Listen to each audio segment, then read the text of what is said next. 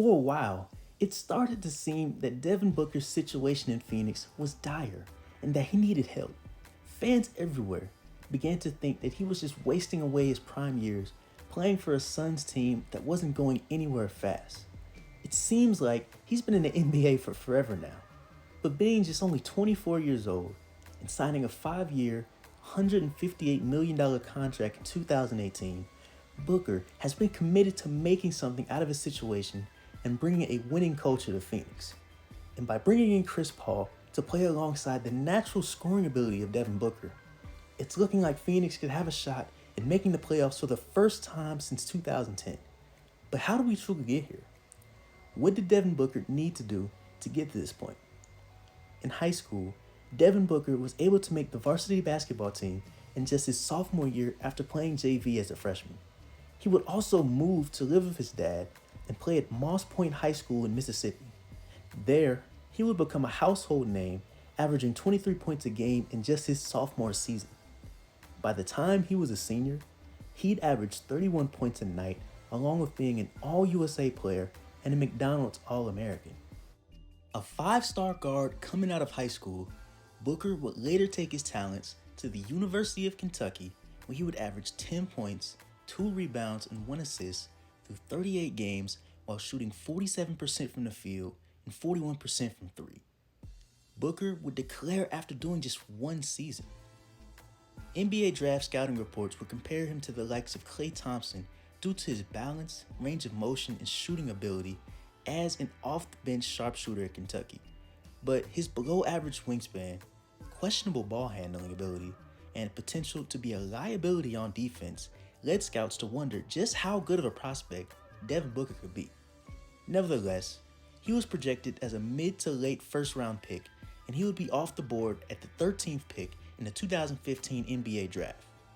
A draft that would have 3 of his former teammates going ahead of him, including center KarlAnthony Towns as the first pick in the NBA draft. A top 10 recruit coming out of St. Joseph High School, KarlAnthony Towns would reclassify to the class of 2014 to commit and later play at Kentucky. As a senior, Towns would average 21 points, 13 rebounds, and 6 blocks a game. Cat would average 10 points and 7 rebounds while playing 21 minutes a night at Kentucky. He was named a second-team All-American and would of course declare along with others. To start off his NBA career, Towns would be a double-double machine, having 52 total double-doubles along with averaging 18 points, 11 rebounds, 2 assists, and 2 blocks. Unfortunately, all of these stats wouldn't equate to wins as Minnesota would finish 29-53 in his rookie season.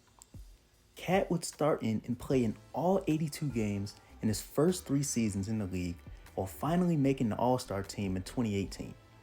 An overtime win versus the Denver Nuggets will put the Timberwolves in the playoffs for the first time since 2004. Thanks to playing in the Western Conference, a 47-35 record will put Minnesota in the 8th seed where they'd meet the 65-win Houston Rockets led by James Harden and Chris Paul.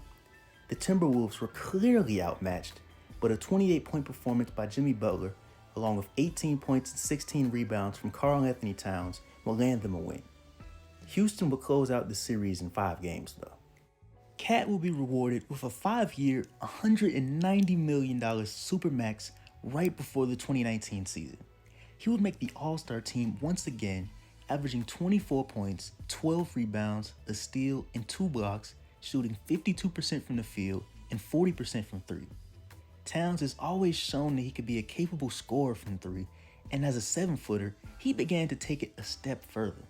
Despite only playing 35 games, thus missing the All-Star selection in 2020, KarlAnthony Towns took 8 threes a game while shooting above 40% behind the line in 2020. I expect him to continue to push the limits of a shooting big man going forward. The second pick in the 2015 NBA draft will be now Cat's teammate, DAngelo Russell out of Ohio State. Another one and done playing coming out of college, Russell showed a great scoring ability, averaging 19 points, 3 rebounds, and 5 assists. He'd later be a first-team All-American and win a myriad of other rewards before declaring for the NBA draft. Drafted by the Los Angeles Lakers and playing with Kobe Bryant in his final season in the NBA, DAngelo Russell would average 13 points, 3 assists, 3 rebounds, and a steal. He'd make noticeable improvement in year 2 despite missing time due to injury. Before the 2017-2018 season, Russell would be traded along with Timothy Mozgov to the Brooklyn Nets in exchange for Brook Lopez and the 27th pick in that year's draft. That would of course turn out to be Kyle Kuzma. In his debut with the Nets, D'Lo would put up 30 points and 5 assists, but Brooklyn would still end up losing by 9 points. Going through knee surgery early in his first year with the Nets would also cause him to miss almost half the season. The 2019 season would turn out to be a breakout year for DAngelo Russell, averaging 21 points, 7 assists, 4 rebounds, and a steal would land him his first career All-Star selection. The Brooklyn Nets would also finish the season with a 42-40 record, good enough to be a 6th seed in the East. They would be taken out in 5 games, however, by the Philadelphia 76ers in the first round. The 2020 season would prove to be the most chaotic year of his young career. Immediately following the Warriors' loss to the Toronto Raptors in the NBA Finals, DAngelo Russell would be sent to the Golden State Warriors in exchange for Kevin Durant in a sign-and-trade deal. Durant, of course, would miss all of last season, but Russell, however, would now be playing alongside Steph Curry. Curry would get hurt and Russell would have a higher usage, averaging 24 points, 6 assists, and 4 rebounds through 33 games. He would later be traded again to the Minnesota Timberwolves along with Jacob Evans, Amari Spellman, in exchange for Andrew Wiggins and future draft picks as well. Jahlil Okafor, a center out of Duke, would be the 3rd draft pick taken by the Philadelphia 76ers. Another one-and-done player, Okafor would average 17 points, 9 rebounds, and 1 assist, while also being an all-ACC player and helping Duke win a national championship. Okafor's debut would include a 26-point and 7-rebound performance in a loss versus the Celtics. The 76ers at this time had no players over the age of 24 to start the season. This team would also start the season 0-18 and 0-28 when counting the season before. Averaging 18 points, 7 rebounds, and 1 block would allow Okafor to be selected for the Rising Stars game and eventually make the All-Rookie team. However, a torn meniscus would cut his season short after playing 53 games total. Injuries would continue to be a theme in Okafor's career, never playing 60 games or more in a season, missing over 180 games while still only being just 25 years old. Because of this, of course, and being put on minute restrictions, his average points a game would continually go down. He hasn't averaged more than 10 points a game since 2017, nor has he played more than 16 minutes a game since. Since Philadelphia, Jahlil Okafor has bounced around from team to team, playing for the Nets, Pelicans, and now the Detroit Pistons. Kristaps Porzingis will be the 4th pick taken by the New York Knicks. An overseas player who began his career in the EuroLeague, I can still remember how much Porzingis was booed on draft night. He drew comparisons to Pau Gasol, Dirk Nowitzki, and even Darko Milicic, an overseas player who was seen as a draft bust. Playing 72 games as a rookie, Porzingis gave Knicks something to look forward to in the near future.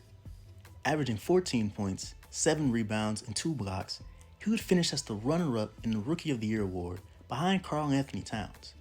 In the next 2 seasons, we would see increases in points a game, blocks, and even 3-point percentage, which is great considering that he's 7'3". In 2018, Kristaps Porzingis would become an all-star player, averaging 23 points, 7 rebounds, and 2 blocks. Unfortunately for him around this time, he would also tear his ACL and wouldn't return to basketball until October of 2019. By then, Porzingis would be traded alongside Trey Burke, Courtney Lee, and Tim Hardaway Jr. to the Dallas Mavericks in exchange for DeAndre Jordan, Wesley Matthews, Dennis Smith Jr., and a 2021 and 2023 first-round pick. Porzingis would also sign a 5-year, $158 million contract with Dallas as well. Coming back after missing over a year of basketball, Kristaps Porzingis would average 20 points, 10 rebounds, and 2 blocks, helping the Dallas Mavericks get to the playoffs again for the first time since 2016. As a 7th seed, The Mavs would go on to play the Los Angeles Clippers, led by Kawhi Leonard and Paul George. Porzingis would only play in 3 games, however, which would include a 34-point, 13-rebound performance in Game 3. The Orlando Magic would take Mario Hezonja with the 5th pick. Another overseas forward, but this time coming from Barcelona. He would play 79 games as a rookie, averaging only 6 points, 2 rebounds, and 1 assist. The following year, he would see his minutes be slightly reduced under new head coach Frank Vogel, but it would quickly go back up in year 3. Hezonja would then sign 1-year contracts with the Knicks and later the Portland Trail Blazers. He would later be a part of a 3-team trade that would cause him to be sent to the Memphis Grizzlies, where he'd later be waived. The 6th pick in this draft will be Willie Cauley-Stein, another Kentucky teammate.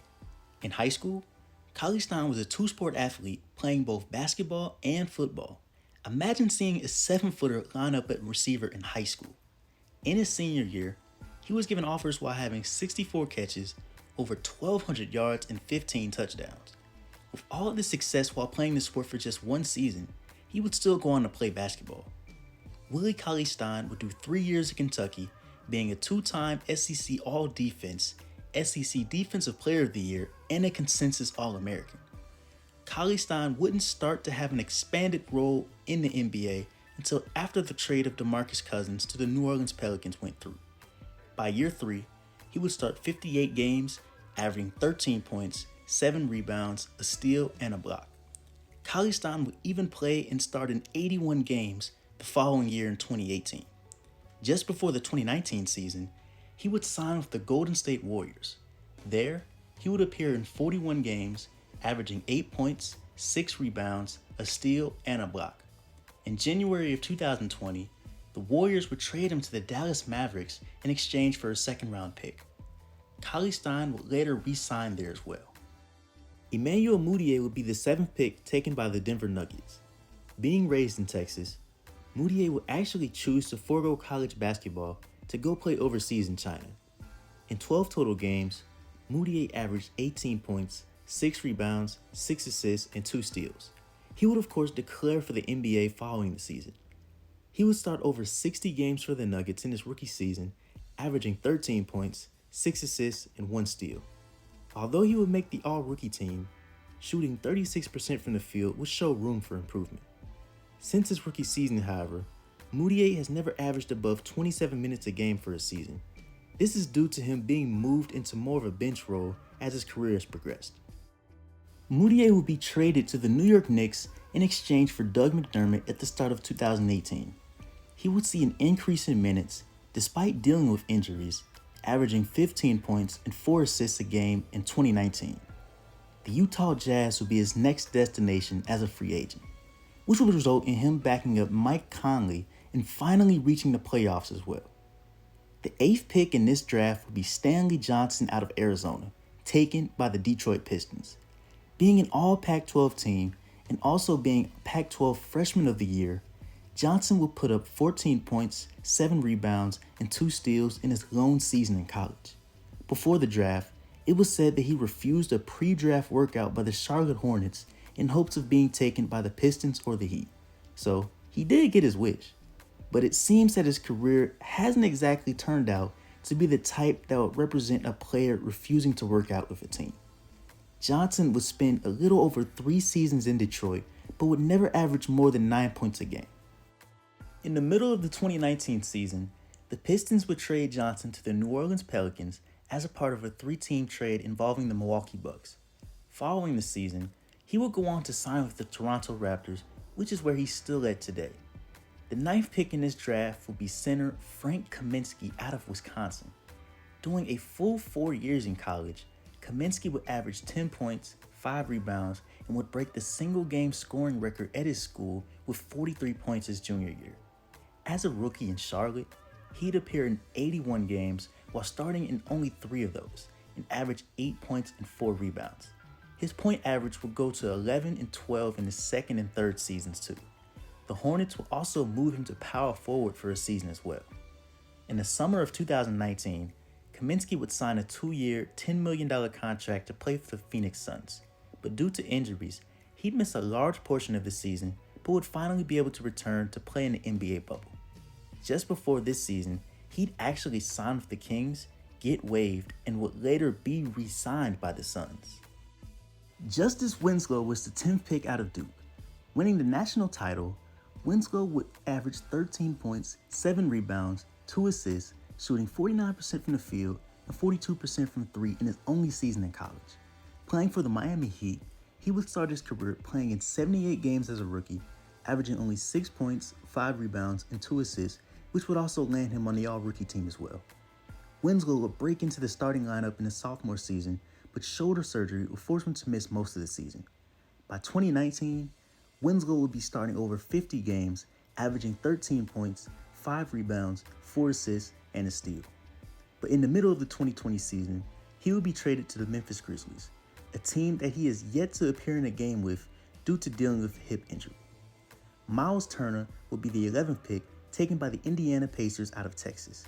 He would immediately miss time in his rookie season due to having surgery on his thumb, but averaging 10 points, 6 rebounds, and a block a game, while also winning Rookie of the Month, will help the Pacers reach the playoffs as a 7th seed in the East. With time and more experience in the league, Turner would prove to be a big-time shot blocker, averaging at least 2 blocks a game since his sophomore season. After averaging 13 points, 6 rebounds, and 2 blocks while also improving the three-point shot, the Indiana Pacers would give Myles Turner a 4-year, $72 million contract extension. He would lead the league in 2019 in blocks a game with 3 a night. He's not just a shot blocker either, don't get it twisted. Turner has consistently been in the top 20 in defensive rating and win shares for 3 seasons now.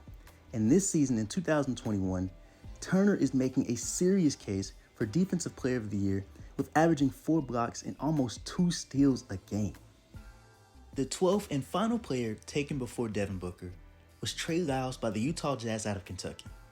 Another teammate from Kentucky, Lyles would average 9 points and 5 rebounds in 1 season in college after coming back from a leg injury. As a rookie in Utah, he would appear in 80 games, starting in 33 out of those games, but only averaging 6 points and 4 rebounds. Lyles would only do just 2 seasons in Utah before being traded to the Denver Nuggets. There, he would play slightly more minutes, averaging almost 10 points in both seasons in Denver. In the offseason of 2019, he would go on to sign with the San Antonio Spurs. His role was much bigger, starting in 53 out of 63 games in the 2020 season, but the Spurs would still fall short of the playoffs, and Lyles would miss all of bubble play. So there you have it. Booker in his draft class ranked 2nd in points scored, 2nd in assists, and 2nd in minutes a game, while being one of the 4 players to be an all-star. Thank you for watching the video. If you liked the video, like and comment how well you think Devin Booker and the Phoenix Suns will finish this season. And if you like me, subscribe.